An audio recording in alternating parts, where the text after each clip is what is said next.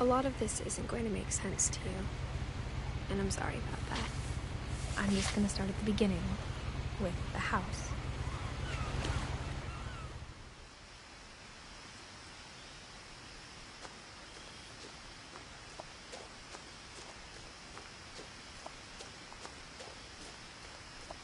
I lived here until I was 11, but I wasn't allowed inside half the rooms.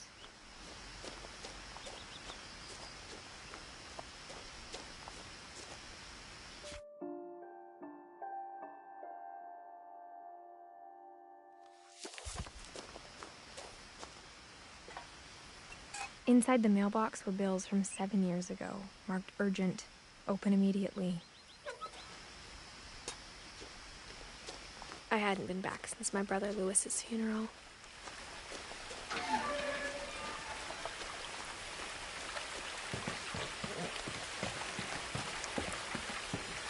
In her will, my mother left me a key, but didn't tell me what it unlocked. Maybe she thought I'd know, or she thought that the mystery would be enough to bring me back.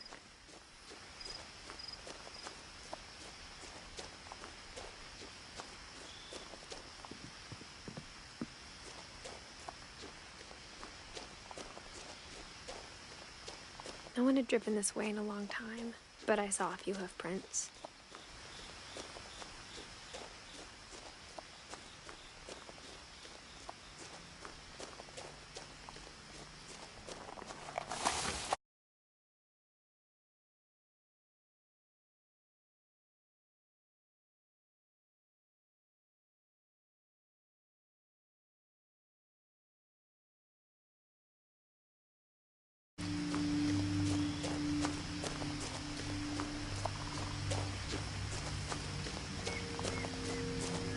The truth is, even after I inherited the house,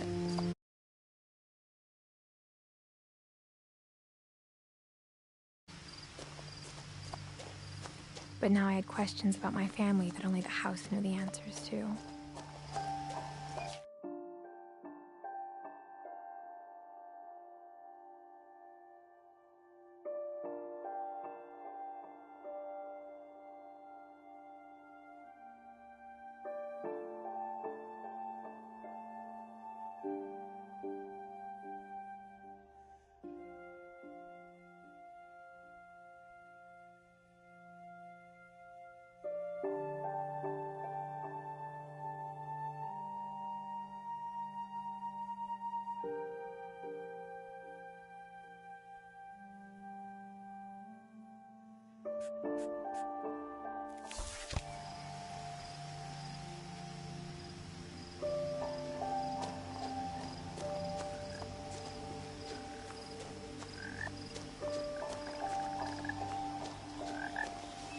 The house was exactly like I remembered it, the way I'd been dreaming about it.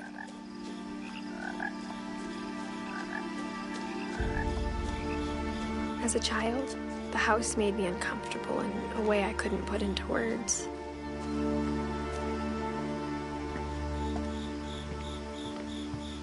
Now, as a 17-year-old, I knew exactly what those words were.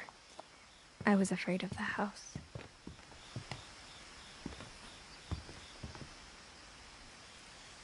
I hoped the key might unlock the front door. It didn't.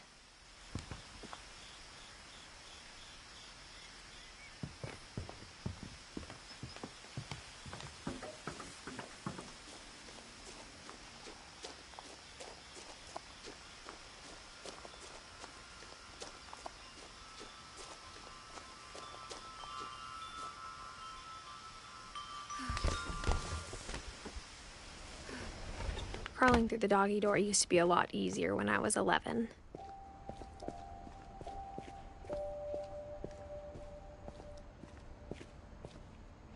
The power had been turned off the night we left. For the first time in years, I felt like I was home. Nothing in the house looked abnormal. There was just too much of it, like a smile with too many teeth.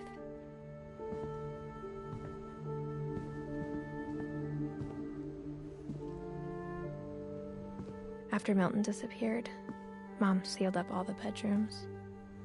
Then Edie retaliated and drilled peepholes.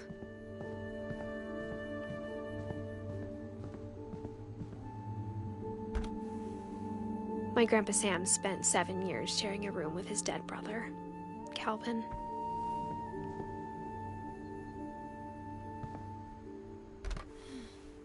As a kid, I just assumed every house had peepholes and sealed rooms you weren't allowed inside of.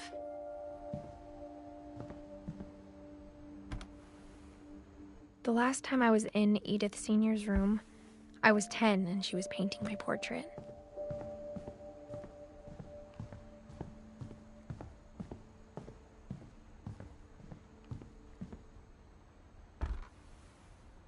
Molly always seemed like a girl I could imagine being friends with, if she hadn't died in 1947.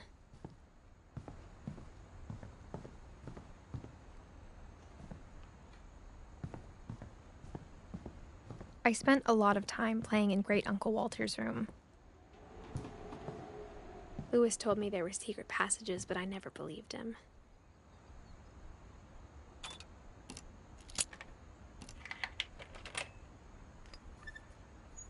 Turns out, my mom was really good at keeping secrets. Now it was time to find out what my mom had been afraid of.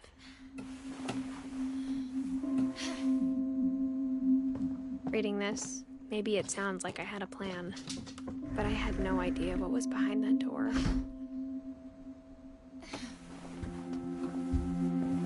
Just like I had no idea where all this was gonna lead.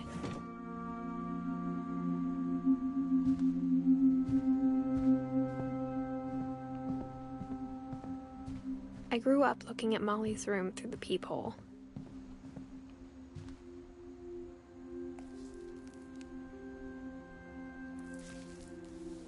December 13th, 1947. Dear Diary, I'll be gone soon, but I wanted to tell somebody about what's gonna happen. It started when Mom sent me to bed without dinner. I woke up and I was starving, so I looked around for something to eat.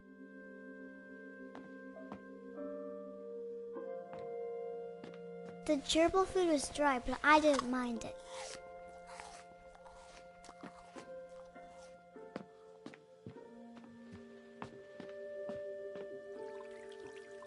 I thought about eating Christopher, but I held back.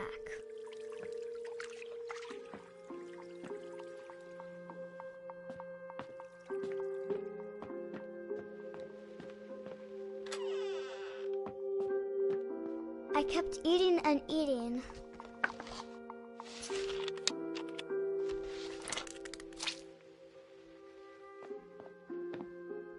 I ate a lot of things that night.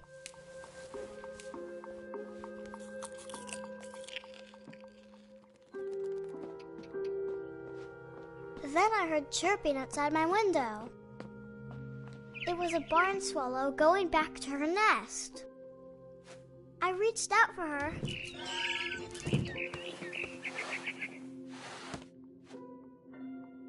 And suddenly, I was a cat.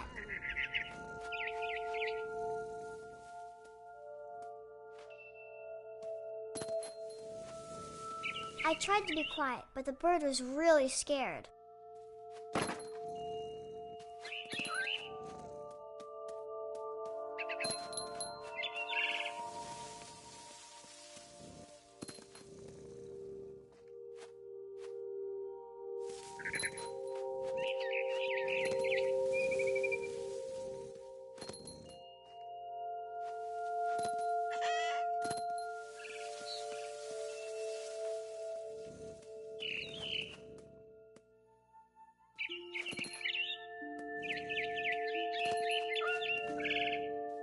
I jumped and I almost got her.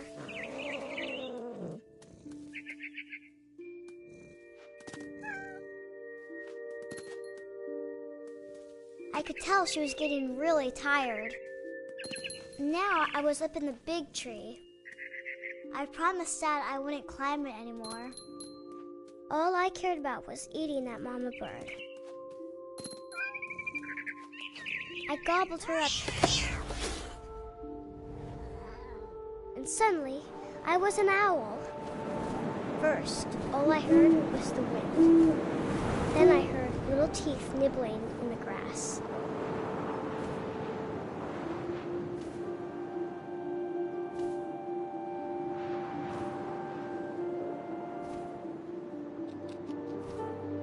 Rabbits.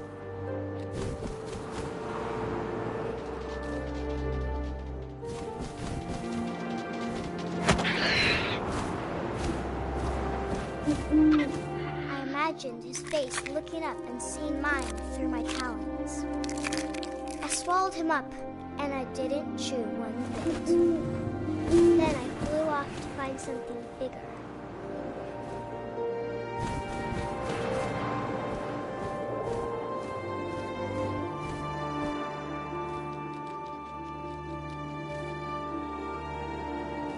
A mama rabbit.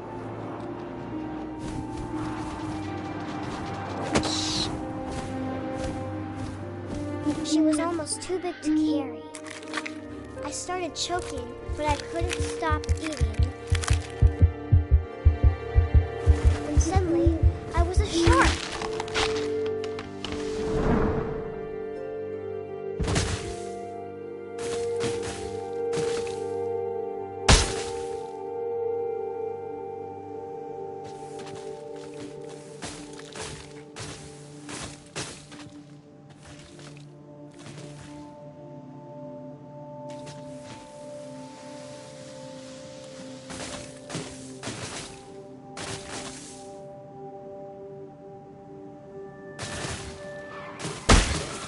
I rolled off the cliff and into the ocean.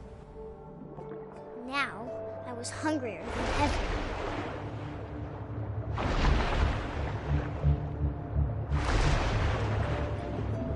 I wanted fat, juicy seals.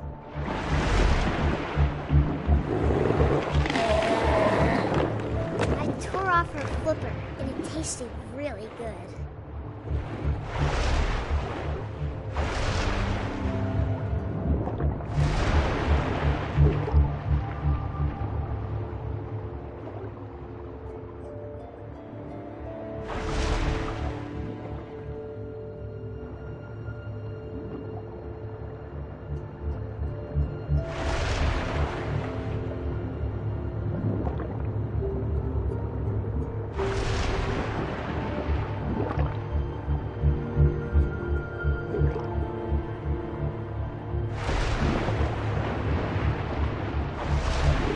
Grabbed on tight. When I was so hungry, I jumped out of the water. When I opened my eyes, everything had changed.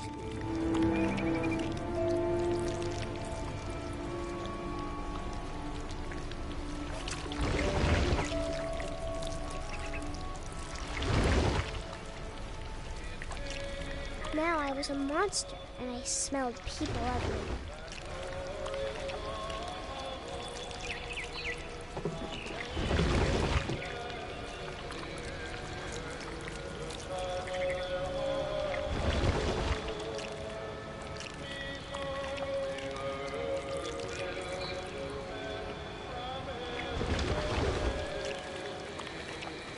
I was big, but I moved real quiet.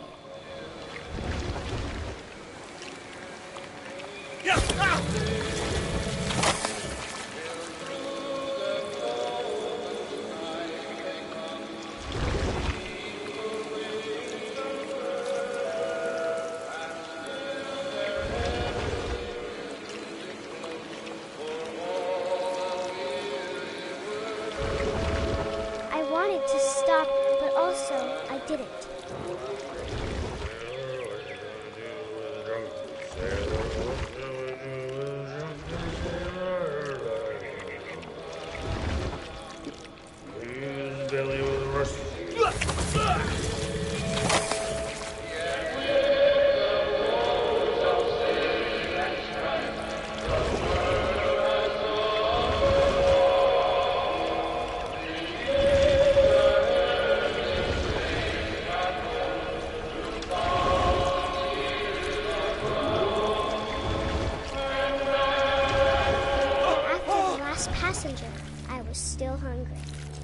crossed the water, I smelled something new. Something I had to have, so I swam towards it.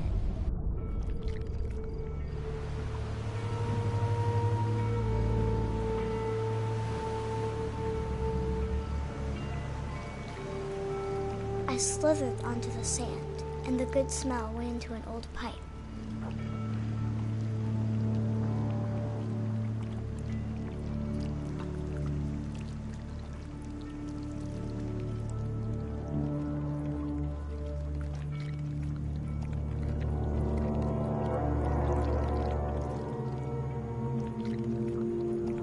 I got closer and closer.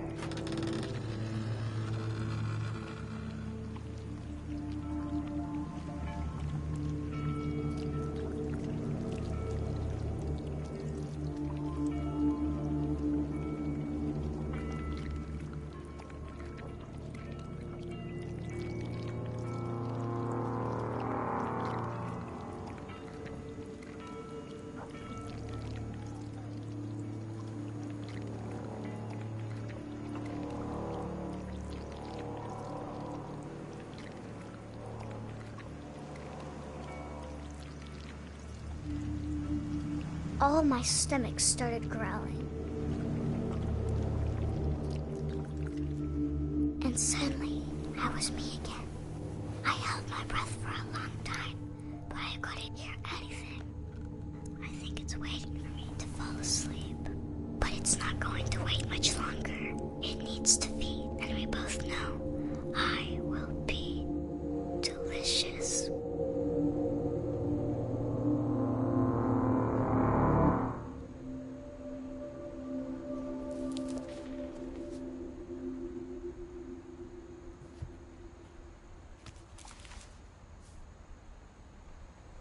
I'm not sure if I believed all of that, but I'm sure Edie would have.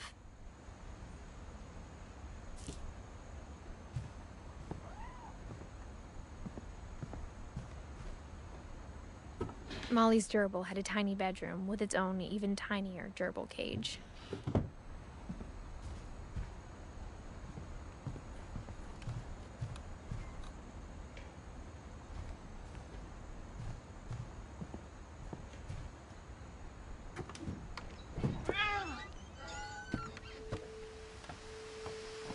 This will be obvious later, but my mom never told me any of these stories. Edie would have, but Mom didn't like bringing up the past. Though, when we adopted a stray kitten, she was the one who named it Molly. I spent a lot of time in Great-Grandma Edie's room. Her room was like a museum. For 500 years, the Finches have been famous throughout Norway for their fortune and misfortune. Odin Finch buries the latest victims of the family curse, his wife Ingeborg and their newborn son, Johan. On January 7th, 1937, he set sail with his family and his house, hoping to leave the curse behind. But 40-foot waves off the coast of Washington send the house and Odin to the bottom of the sea. Odin's daughter Edie, with husband Sven and baby Molly, step ashore on their new home, Orcas Island. Odin Finch is the first to be buried in the new family cemetery.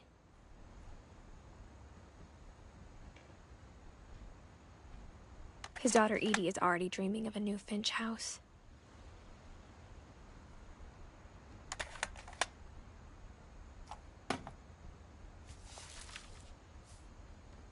Whatever's wrong with this family, it goes back a long ways.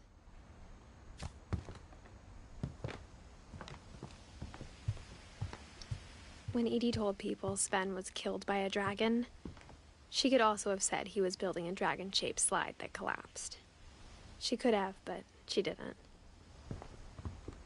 Even in her 90s, sometimes Edie seemed a lot younger than my mother.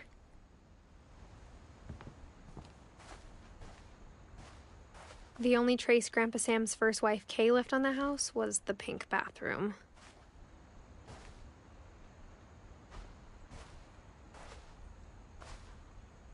It was a pretty big trace.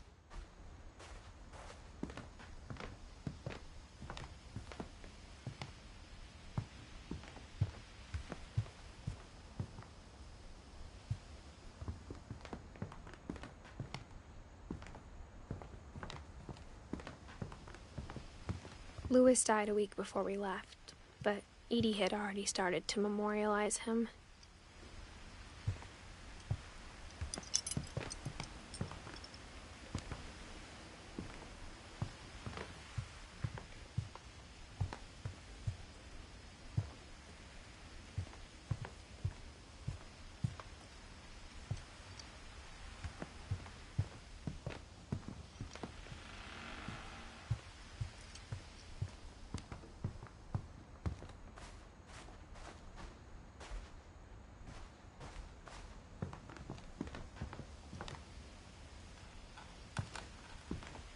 One summer, they evacuated the island, but Edie refused to go. For a few weeks, she was a celebrity. I hadn't thought of myself as Edith Jr. for a long, long time.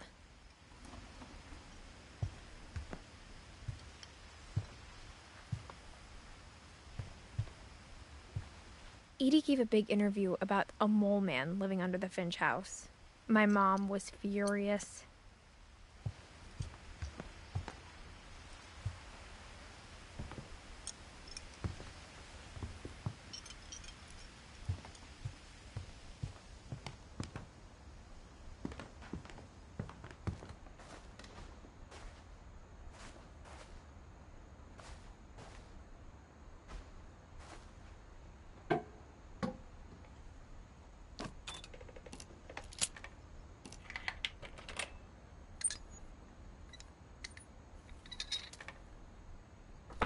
There's a secret in this bathroom.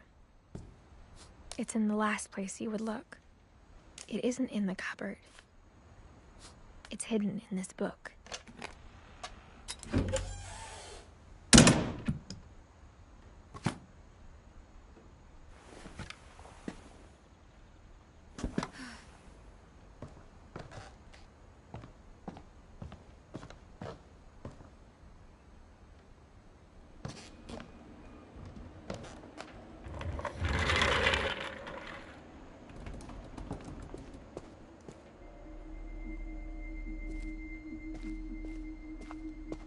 I knew Grandpa Sam had a twin, and that he never talked about him.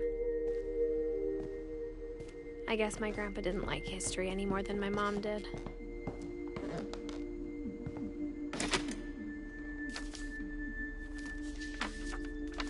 How I Want to Remember My Brother by Sam Finch. The thing I remember is that when he made up his mind, that was it.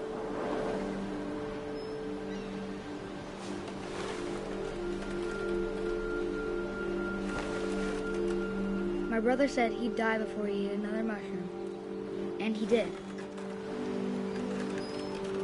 At Barbara's funeral, we swore we'd never be afraid again, and he wasn't. I think Calvin always wanted to fly.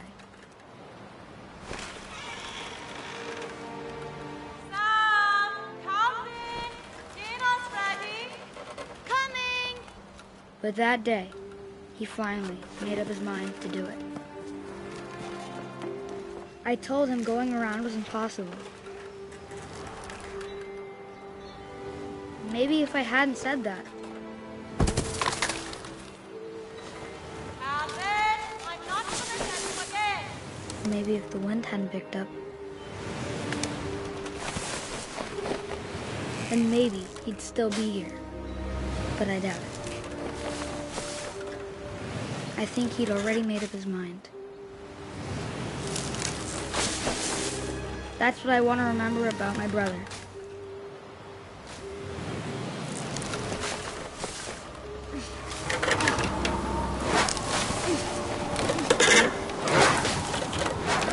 The day he made up his mind to fly.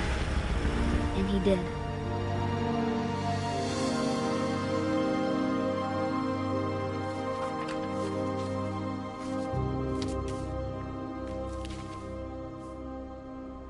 Calvin's story felt strangely familiar. When I was younger, I remember trying to do the exact same thing. After the funeral, Edie roped off Calvin's half of the room.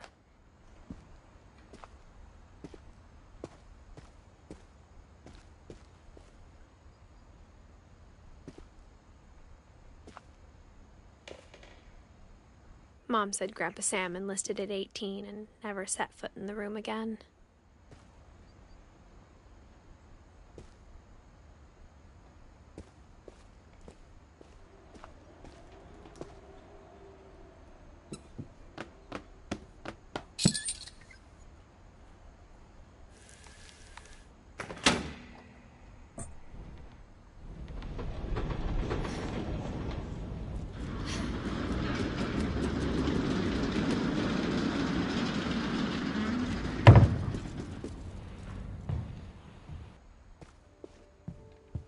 The passages were a pretty tight fit. They'd obviously been built for smaller hands and bellies.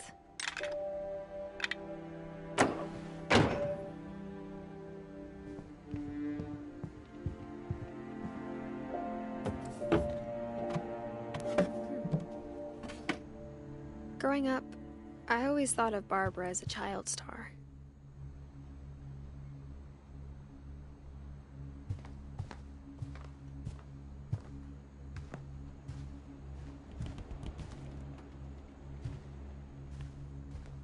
I never thought about how hard it must have been for her afterwards.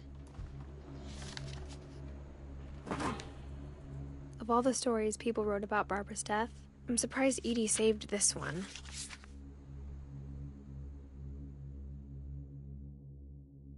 Old Jack here with another ghastly tale inspired by America's most unfortunate family. I'm calling it The Surprise Ending of Barbara Finch. As a child star, Barbara was famous for her scream. Now at 16, she was all washed up. A has-been. But in a lucky break, she'd been asked to perform her signature scream at a local convention for monster movie fans. It was just the boost her career needed. Unfortunately, her scream hadn't aged well. Getting better. I think you just need the right motivation. Her biggest fan and current boyfriend, Rick, was about to demonstrate when... Now that was a great scream. It was Barbara's father, Sven. He'd slipped into a table saw and had to be rushed to the emergency room. So Barbara got stuck babysitting her youngest brother, Walter. Her convention comeback was cancelled. Okay, I'm hearing frustration, but I'm not hearing terror. What if I tried... A gang of hoodlums in Halloween masks have been terrorizing Orcas Island tonight. Police are urging residents to... That came from the basement. You're right! Also, I loved your delivery on that. Why is your basement door locked? Because my dad likes making puzzles and secret passages. There's a key hidden in the music box. The secret is to keep winding and winding until finally the key pops out. Thanks, babe. I'll be back in a sec. 20 minutes later, Rick hadn't returned. So Barbara went to look for him, right on cue. She reached for the music box. And as she wound the key, she listened for Rick, but the house was silent.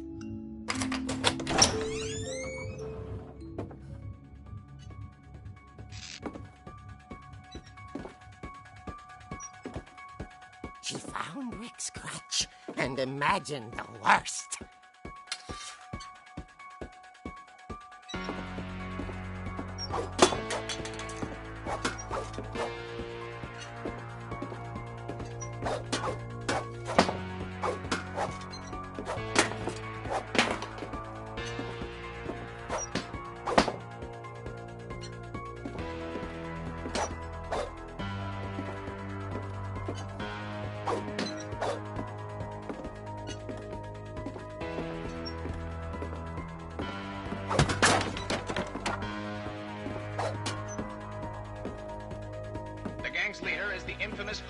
killer, Dr. Carl Hamill, who impaled and then ate his family 10 years ago tonight.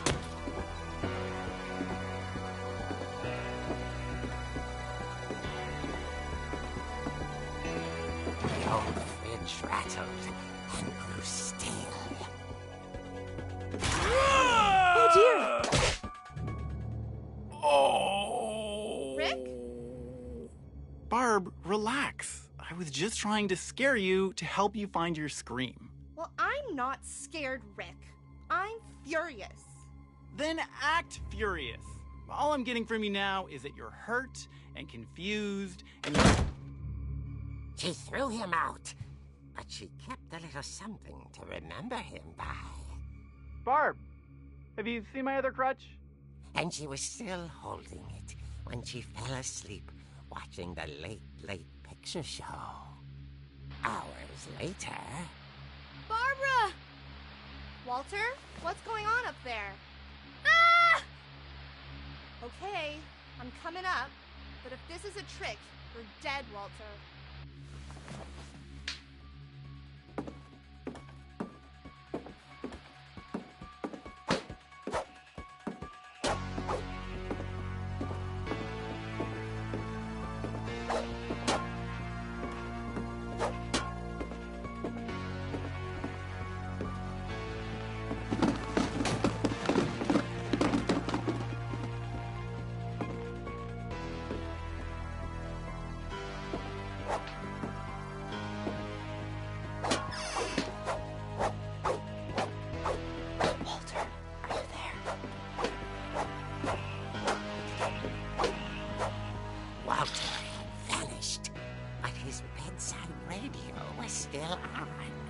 Orcas Island police describe the man as 6 feet tall, with a steel hook for a hand.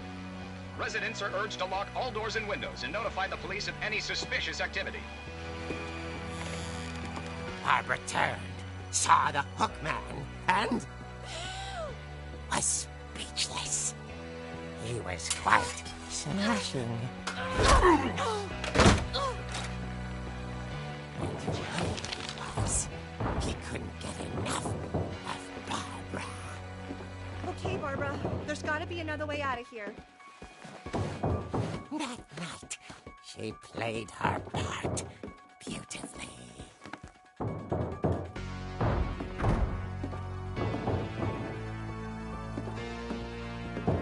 Molly's door hadn't been opened in years. The hinges groaned.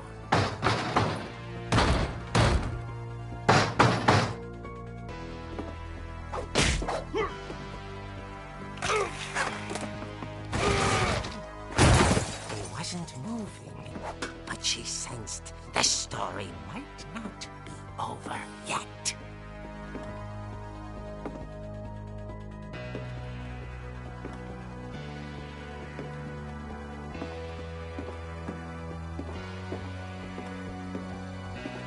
The hookman had vanished. She listened for his breathing, but all she heard was...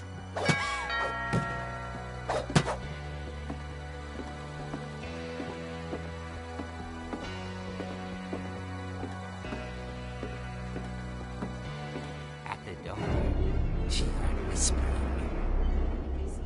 It was coming from inside the house.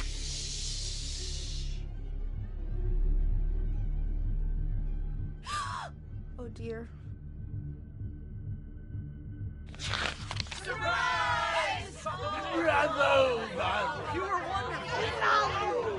monsters had come to surprise her. For Barbara, it was a dream come true. Then she saw what kind of monsters they were, and she realized what was about to happen. She was going to be famous. And with her final breath, Barbara Finch gave the performance of her life.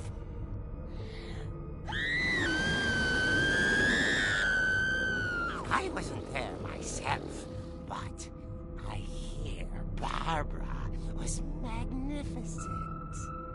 Poor girl. She had a taste for stardom. But unfortunately, so did her fans. Of course, the police blamed it all on poor Rick, who disappeared the same night. And little Walter? Hiding under his bed the whole time. He took it all pretty hard, but that's another story. As for Barbara, tucked inside the music box is all they ever found of her. Her ear. Now that's what I call a real eerie tale.